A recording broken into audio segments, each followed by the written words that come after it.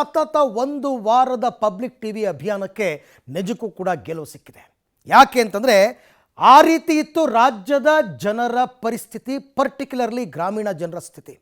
ಈ ಮೈಕ್ರೋ ಫೈನಾನ್ಸ್ದವರು ಯಾವುದೇ ಅಡಮಾನ ಇಲ್ಲದೇ, ಯಾವುದೇ ಸೆಕ್ಯೂರಿಟಿ ಇಲ್ಲದೇ ಕೇಳಿದಷ್ಟು ಸಾಲ ಕೊಟ್ಬಿಟ್ಟು ಸಾಲ ತೀರ್ಸೋಕ್ಕಾಗ್ದೇ ಅವ್ರು ಕೊಟ್ಟಂತಹ ಟಾರ್ಚರ್, ಕಿರುಕುಳ ಇದೆಯಲ್ಲ ರಾಜ್ಯದಲ್ಲಿ, ಅಬ್ಬಬ್ಬಬ್ಬಬ್ಬ ಕೇಸ್ ಸ್ಟಡಿಗಳನ್ನ ನೋಡ್ತಾ ಹೋದರೆ ಒಂದ ಎರಡ, ಪ್ರಾಣ ಬಿಟ್ಟವ್ರು ಎಷ್ಟು ಜನ, ಊರು ಬಿಟ್ಟವ್ರು ಎಷ್ಟು ಜನ, ಇನ್ನೂ ಬರ್ತಾನೇ ಇದೆ ಸುದ್ದಿಗಳು. ನಾವು ಕೂಡ ರಾಜ್ಯ ಸರ್ಕಾರದ ಕಣ್ತೆರೆಸುವ ನಿಟ್ಟಿನಲ್ಲಿ ಹಲವಾರು ರೀತಿಯ ಪ್ರಯತ್ನಗಳನ್ನ ಮಾಡಿದ್ವಿ. ನಮ್ಮ ಜಿಲ್ಲಾ ವರದಿಗಾರರು ರಾಜ್ಯದ ಮೂಲೆ ಮೂಲೆಗೆ ಹೋಗಿ ಅವರು ಪ್ರತಿಯೊಂದು ವಿಚಾರವನ್ನು ಹೆಕ್ಕಿ ತೆಗೆದರು. ಯಾವುದೋ ಹಳ್ಳಿ, ಅಲ್ಲಿ ಯಾರೋ ಮೃತಪಟ್ಟಿರ್ತಾರೆ, ಇನ್ಯಾವುದೋ ಇನ್ನೊಂದು ಕಡೆ ಯಾರೋ ಒಬ್ಬರು ಊರು ಬಿಟ್ಟು ಹೋಗಿರ್ತಾರೆ.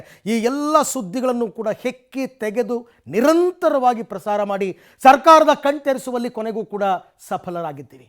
ಇವತ್ತು ಸರ್ಕಾರ ಈ ವಿಚಾರಕ್ಕೆ ಸಂಬಂಧಪಟ್ಟಂತೆ ಒಂದು ಮಹತ್ವದ ಸಭೆಯನ್ನು ಕೂಡ ನಡೆಸಿತು. ಸಭೆಯನ್ನು ನಡೆಸಲೇಬೇಕಾದ ಸ್ಥಿತಿ ಇತ್ತು. ಮುಖ್ಯಮಂತ್ರಿಗಳ ಅಧ್ಯಕ್ಷತೆಯಲ್ಲೇ ಸಭೆ ನಡೀಬೇಕಾಗಿತ್ತು. ಆ ಸಭೆ ಕೂಡ ಹೈ ವೋಲ್ಟೇಜ್ ಸಭೆ ಇವತ್ತು ನಡೀತು. ಇವತ್ತಿನ ಸಭೆಯಲ್ಲಿ ತೆಗೆದುಕೊಂಡ ನಿರ್ಧಾರಗಳು ನಿಜಕ್ಕೂ ಕೂಡ ಪಬ್ಲಿಕ್ ಟಿವಿಯ ಅಭಿಯಾನಕ್ಕೆ ಸಿಕ್ಕ ದೊಡ್ಡ ಗೆಲುವು. ನಮ್ಮ ಅಭಿಯಾನ ನಮ್ಮ ಗೆಲುವು ಅಂತಕ್ಕಂಥದ್ದನ್ನು ನಾವು ಘಂಟಾಘೋಷವಾಗಿ ಹೇಳ್ಕೊಳ್ತೀವಿ. ಯಾಕೆಂದರೆ ಕೇಸ್ ಸ್ಟಡಿಗಳನ್ನು ಅಷ್ಟು ಹೆಕ್ಕಿ ತೆಗೆದಿದ್ವಿ ನಾವು.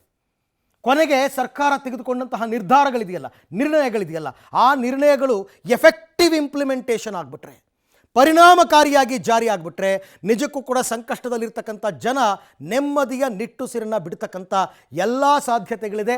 ಆ ಕೆಲಸ ಇವಾಗ ಆಗಬೇಕು. ಅದನ್ನು ಮುಂದಿನ ಸಂಪುಟ ಸಭೆಯಲ್ಲೇ ಸುಗ್ರೀವಾಜ್ಞೆಯನ್ನು ತರುವುದರ ಮುಖಾಂತರ ಆ ಕಾನೂನನ್ನು ಜಾರಿಗೆ ತರ್ತೀವಿ ಅಂತಕ್ಕಂಥದ್ದನ್ನು ಮುಖ್ಯಮಂತ್ರಿಗಳು ಮತ್ತು ಗೃಹ ಸಚಿವರು ಈಗಾಗಲೇ ಹೇಳಿದ್ದಾರೆ. ಸೊ ಹಾಗಾಗಿ ಹೇಗಿತ್ತು ಪರಿಸ್ಥಿತಿ ರಾಜ್ಯದ್ದು? ಒಂದು ವಾರ ನಿರಂತರವಾಗಿ ಇದರ ಸುದ್ದಿಯನ್ನು ಪ್ರಸಾರ ಮಾಡಬೇಕಾದ ಅನಿವಾರ್ಯತೆ ಕೂಡ ಇತ್ತು ಜವಾಬ್ದಾರಿಯುತ ಮಾಧ್ಯಮವಾಗಿ. ಆ ಕೆಲಸವನ್ನು ನಾವು ಮಾಡಿದ್ದೀವಿ. ಆ ರೀತಿಯಿಂದಲೇ ಇವತ್ತಿನ ದಿವಸ ಆ ಸಭೆಯಲ್ಲಿ ಹಲವಾರು ನಿರ್ಧಾರಗಳನ್ನ ತಗೊಂಡು ಈ ರೀತಿ ಸುಲಿಗೆಕೋರರಿದ್ರಲ್ಲ, ಅಂದರೆ ಸಾಲವನ್ನು ಕೊಟ್ಟು ಸಾಲವನ್ನು ಸುಲಿಗೆ ಮಾಡ್ತಕ್ಕಂಥವ್ರು ಇದ್ರಲ್ಲ, ಅವರಿಗೆ ಕಡಿವಾಣ ಹಾಕೋ ನಿಟ್ಟಿನಲ್ಲಿ ಹಲವಾರು ನಿರ್ಧಾರಗಳನ್ನು ರಾಜ್ಯ ಸರ್ಕಾರ ತಗೊಂಡಿದೆ. ಅದು ಈಗ ಪರಿಣಾಮಕಾರಿ ಜಾರಿ ಆಗಬೇಕು ಅಷ್ಟೇ.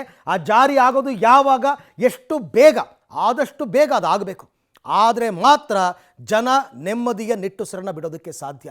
ಇಲ್ಲಾಂದರೆ ಎಲ್ಲಿ ಪರಿಸ್ಥಿತಿ? ಪಾಪ ಇಡೀ ಕುಟುಂಬಕ್ಕೆ ಯಾರೋ ಒಬ್ಬನೇ ಒಬ್ಬ ಆ ಕುಟುಂಬವನ್ನು ನಿರ್ವಹಣೆ ಮಾಡ್ತಕ್ಕಂಥ ವ್ಯಕ್ತಿ ಸಾಲ ತಗೊಂಡಿದ್ದಾನೆ, ತೀರ್ಸೋಕ್ಕಾಗ್ತಾ ಇಲ್ಲ, ಮರ್ಯಾದೆ ಪ್ರಶ್ನೆ, ಸುಸೈಡ್, ಈ ರೀತಿ ಕೇಸ್ಗಳು ಎಷ್ಟೋ ಬಂತು. ಕೊನೆಗೂ ಕೂಡ ನಮ್ಮ ಪ್ರಾಮಾಣಿಕ ಪ್ರಯತ್ನಕ್ಕೆ ಜಯ ಸಿಕ್ಕಿದೆ. ಹಾಗಾದರೆ ಏನಾಯಿತು ಬನ್ನಿ ನೋಡೋಣ. ಮೈಕ್ರೋ ಫೈನಾನ್ಸ್ಗಳಿಗೆ ಕಡೆಗೂ ಮೂಗುದಾರ, ಹಣ ಹಿಂಸಕರ ಕಾಟಕ್ಕೆ ಕೊನೆಗೂ ಅಂಕುಶ. ಇದು ಪಬ್ಲಿಕ್ ಟಿವಿಯ ಬಿಗ್ ಇಂಪ್ಯಾಕ್ಟ್. ಎಸ್, ರಾಜ್ಯದಲ್ಲಿ ಮೈಕ್ರೋ ಫೈನಾನ್ಸ್ಗಳ ಕಿರುಕುಳ ವಿಪರೀತವಾಗಿದೆ. ಹಣ ಪೀಡಕರ ಕಾಟ ಜಿಲ್ಲೆಯಲ್ಲೂ ಹೆಚ್ಚಾಗಿದೆ. ದಿನದಿಂದ ದಿನಕ್ಕೆ ಆಟಾಟೋಪ ತೀವ್ರಗೊಳ್ತಾ ಇದೆ. ಫೈನಾನ್ಸ್ನವರ ಕಿರುಕುಳಕ್ಕೆ ಜನರ ನೆಮ್ಮದಿಯೇ ಹಾಳಾಗಿದೆ. ಈ ಬಗ್ಗೆ ನಿಮ್ಮ ಪಬ್ಲಿಕ್ ಟಿವಿ ಕಳೆದ ಒಂದು ವಾರದಿಂದ ನಿರಂತರವಾಗಿ ವರದಿ ಪ್ರಸಾರ ಮಾಡ್ತಾ ಬಂದಿದೆ. ನಿದ್ದೆಯಲ್ಲಿದ್ದ ಸರ್ಕಾರವನ್ನು ಬಡಿದೆಚ್ಚರಿಸುವ ಕೆಲಸ ಮಾಡಿದೆ. ಪಬ್ಲಿಕ್ ಟಿವಿಯ ಮೆಗಾ ಅಭಿಯಾನಕ್ಕೆ ಸರ್ಕಾರ ಸ್ಪಂದಿಸಿದೆ. ಮನೆಹಾಳ ಮೈಕ್ರೋ ಫೈನಾನ್ಸ್ ಕಿರುಕುಳಕ್ಕೆ ಸರ್ಕಾರ ಕೊನೆಗೂ ಅಂಕುಶ ಹಾಕಿದೆ. ಹೌದು, ಪಬ್ಲಿಕ್ ಟಿವಿಯ ನಿರಂತರ ವರದಿಯಿಂದ ಎಚ್ಚೆತ್ತ ರಾಜ್ಯ ಸರ್ಕಾರ ಇವತ್ತು ಮೈಕ್ರೋ ಫೈನಾನ್ಸ್ಗಳಿಗೆ ಕಡಿವಾಣ ಹಾಕುವ ನಿರ್ಧಾರ ಕೈಗೊಂಡಿದೆ. CM Siddaramaiah micro finance institute association ಪದಾಧಿಕಾರಿಗಳು, RBI ಅಧಿಕಾರಿಗಳು, ನಬಾರ್ಡ್ ಅಧಿಕಾರಿಗಳ ಜೊತೆ ಸಹಕಾರ, ಕಂದಾಯ, ಗೃಹ, ಕಾನೂನು, ಹಣಕಾಸು ಇಲಾಖೆ ಅಧಿಕಾರಿಗಳ ಜೊತೆ ಹೈ ವೋಲ್ಟೇಜ್ ಸಭೆ ಮಾಡಿದರು.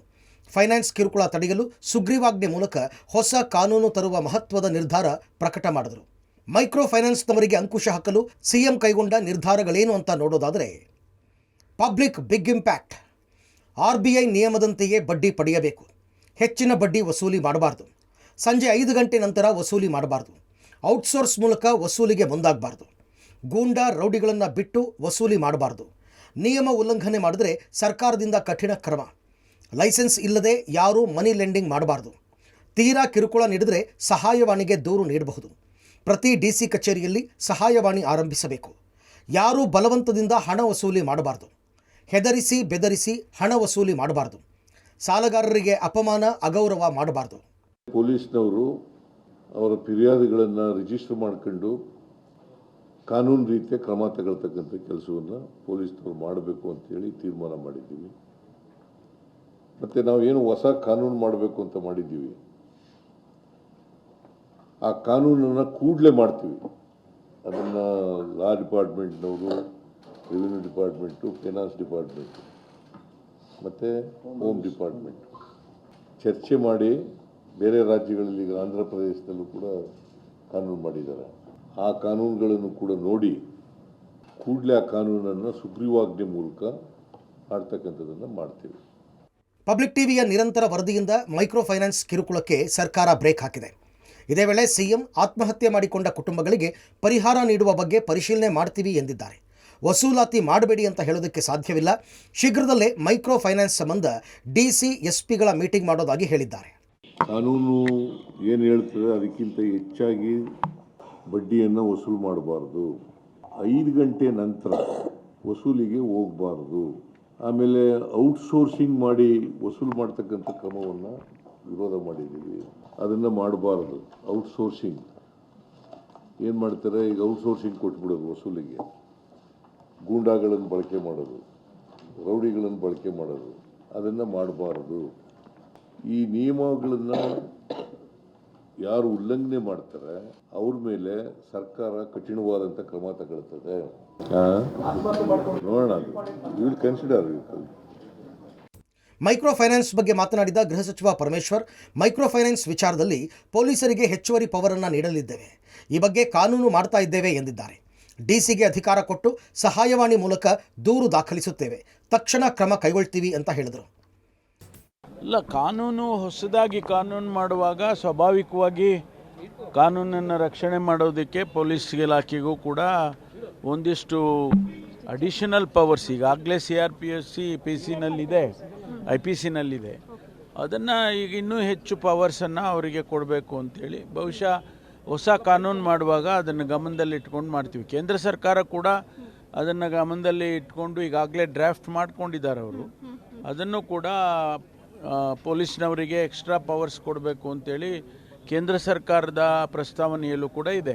ಪ್ರತಿಯೊಂದು ಜಿಲ್ಲೆಯಲ್ಲೂ ಕೂಡ ಸಹಾಯವಾಣಿಯನ್ನು ಮಾಡಬೇಕು. ಯಾರಾದರೂ ತೊಂದರೆ ಆದರೆ ಅವರಿಗೆ ಅವರು ಕಂಪ್ಲೇಂಟ್ ಕೊಡಬೇಕು ಅಥವಾ ಆ ಸಹಾಯವಾಣಿಯ ಮೂಲಕ ಜಿಲ್ಲಾಧಿಕಾರಿಗಳಿಗೆ ತಿಳಿಸಬೇಕು ಅಂತ ಈ ಹೊಸ ಕಾನೂನಿನಲ್ಲಿ ಮಾಡ್ತಾ ಇದ್ದೇವೆ. ಮೈಕ್ರೋ ಫೈನಾನ್ಸ್ ಹಾವಳಿ ಬಗ್ಗೆ ಬಿಜೆಪಿ MLC ರವಿಕುಮಾರ್ ಸರ್ಕಾರದ ವಿರುದ್ಧ ಹರಿಹಾಯ್ದಿದ್ದಾರೆ. ಸಿದ್ದರಾಮಯ್ಯ ಅವರು ಸಂಪೂರ್ಣವಾಗಿ ನಮ್ಮ ಕರ್ನಾಟಕ ರಾಜ್ಯದ ಬಡವರನ್ನ ಶೋಷಣೆ ಮಾಡ್ತಾ ಇದೆ ಈ ಸರ್ಕಾರ. ಕಾನೂನು ಸುವ್ಯವಸ್ಥೆ ಸಂಪೂರ್ಣವಾಗಿ ಹಳಿ ತಪ್ಪಿದೆ. ಈ ಮೀಟರ್ ಬಡ್ಡಿ, ಚಕ್ರ ಬಡ್ಡಿ ಕಾರಣದಿಂದ ಇದುವರೆಗೆ 6ಕ್ಕಿಂತ ಹೆಚ್ಚು ಜನ ಆತ್ಮಹತ್ಯೆ ಮಾಡಿಕೊಂಡಿದ್ದಾರೆ. ನಮ್ಮ ಸಿದ್ದರಾಮಯ್ಯ ಅವರಿಗೆ ನಾಚಿಕೆ ಆಗಬೇಕು. ಹಾವೇರಿ ಜಿಲ್ಲೆನೋ ಯಾವುದೋ ಒಂದು ಜಿಲ್ಲೆಯಿಂದ ಒಬ್ಬ ಮಹಿಳೆ ತಾಳಿಯನ್ನು ಕಳಿಸ್ಕೊಟ್ಟಿದ್ದಾಳೆ, ನನ್ನ ತಾಳಿಯನ್ನು ರಕ್ಷಣೆ ಮಾಡಿ ಅಂತ. ನಾಚಿಕೆ ಆಗಬೇಕಲ್ಲ ಈ ಸರ್ಕಾರಕ್ಕೆ. ಈ ಸರ್ಕಾರಕ್ಕೆ ಮನುಷ್ಯತ್ವ, ಮಾನವೀಯತೆ ಏನಾದ್ರು ಇದೆಯಾ? ಮಹಿಳೆಯರು ತಾಳಿ ಕಳಿಸ್ಕೊಡ್ತಾರೆ ಸರ್ಕಾರಕ್ಕೆ, ಮುಖ್ಯಮಂತ್ರಿಗಳಿಗೆ ಅಂತ ಹೇಳಿದ್ರೆ ಸರ್ಕಾರ ಇನ್ನೂ ಕ್ರಮ ತೆಗೆದುಕೊಳ್ಳಲಿಲ್ಲ ಅಂತ ಹೇಳಿದ್ರೆ ಏನರ್ಥ? ಒಟ್ಟಿನಲ್ಲಿ ಪಬ್ಲಿಕ್ ಟಿವಿಯ ನಿರಂತರ ಅಭಿಯಾನದಿಂದ ಸರ್ಕಾರ ಮೈಕ್ರೋ ಫೈನಾನ್ಸ್ಗಳಿಗೆ ಅಂಕುಶ ಹಾಕುವ ನಿರ್ಧಾರಕ್ಕೆ ಬಂದಿದೆ. ಸರ್ಕಾರದ ಕಣ್ಣು ತೆರೆಸಿದ ಪಬ್ಲಿಕ್ ಟಿವಿ ಅಭಿಯಾನ ನೊಂದವರ ಕಣ್ಣೀರು ಒರೆಸುವ ಕೆಲಸವನ್ನು ಮಾಡಿದೆ. Political bureau, public TV.